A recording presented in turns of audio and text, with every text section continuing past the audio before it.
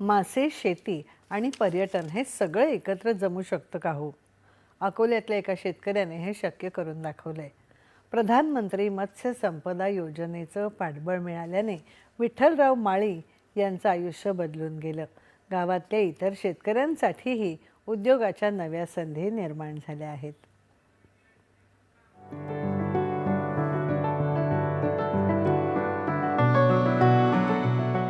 अकोला जिल्ह्यातल्या कौठा बहादुरा गावात पारंपरिक शेतीत रमलेले विठ्ठलराव माळी यांनी काहीतरी वेगळं करण्याच्या उद्देशानं शेतीसोबतच मत्स्य व्यवसाय सुरू केला आणि आज त्यांचं नाव एक यशस्वी ग्रामीण उद्योजक म्हणून घेतलं जातंय.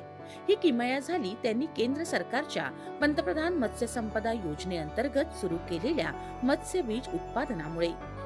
गोड्या पाण्यात फिनफिश हॅचरी म्हणजेच मत्स्य बीज उत्पादन केंद्रासाठी त्यांना या योजनेअंतर्गत 25 लाख रुपयांचा प्रकल्प मंजूर झाला.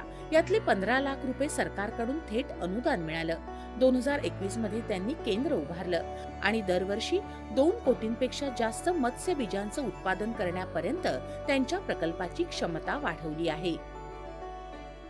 हा प्रोजेक्ट यासाठी गरजेचा होता की अकोला जिल्ह्यात मत्स्यबीजची जी आवश्यकता आहे, ही आवश्यकता 11 कोटी मत्स्यजिरेची आवश्यकता आहे. ही गरज लक्षात घेता असं वाटलं की आपणच इथं मत्स्यबीज तयार करू आणि सर्व लोकांना ते वितरित करू. मत्स्य व्यवसाय आधी मी मत्स्यपालन करत होतो. त्यामध्ये तलाव होते, 2 तलाव केलेले होते मी. ते शासनाच्या इकडूनच अनुदानातून तयार केलेले होते.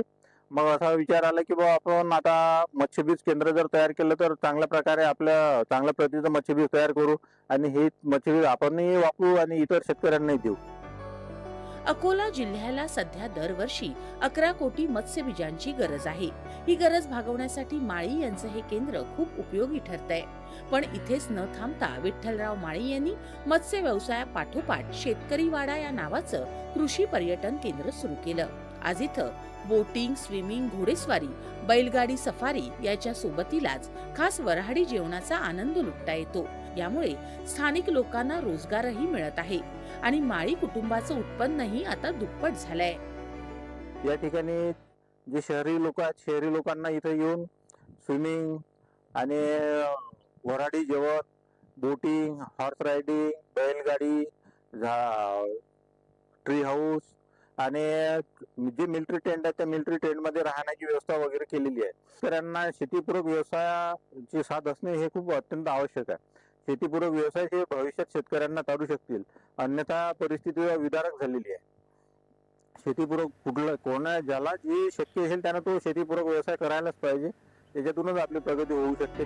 मत्स्य संपदा योजनेमुळे विठ्ठलराव माळी यांच्या उत्पन्नात वाढ होऊन त्यांना प्रगतीचे नवे मार्ग गवसले आहेत. पारंपरिक शेतीसोबतच जोडधंदा म्हणून सुरू केलेले माळी यांचे व्यवसाय संपूर्ण पश्चिम विदर्भातल्या शेतकऱ्यांनाही प्रेरणादायी ठरत आहेत. दूरदर्शन बातम्यांसाठी विशाल बोरे, अकोला.